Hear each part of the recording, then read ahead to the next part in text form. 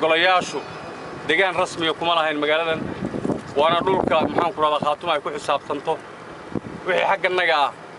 waa idinka raali gelin doonaa haddii alla idmo haddana waa idinka raali gelinaynaa laakiin ma ahaan doonto mar dambe meel lagu kala maqan yahay ma ahaan doonto haddii alla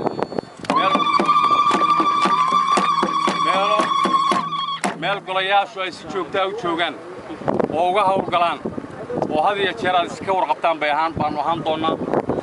doonaa dhammaanteen aad iyo aad baan idinku mahadnaqayaa mar labaad iyo mar saddexaadba anigoo ku hadlaya codka xukuumadda iyo golayaasha walaaltinimada iyo qalbiga laxiibka leh aad iyo aad baan idinka mahad celinaynaa waana caado iyo dhaqan oo leeyihiin dadka reer Balcad maanta u koob maaha taariikhdeeda waa la hayaa aad iyo aad baan ugu mahadnaqaynaa waxaan leenahay walaalayaal haddaadna sugaysaa nimid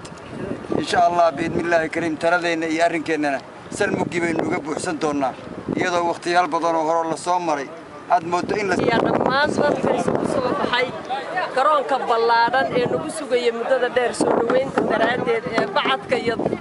banaanka halka maanta oo dhan taagnaa ee dhalinyaro iyo haween iyo xilkas iyo marti iyo mudane iyo wax garad bale aad iyo aad baan u soo dhaweyn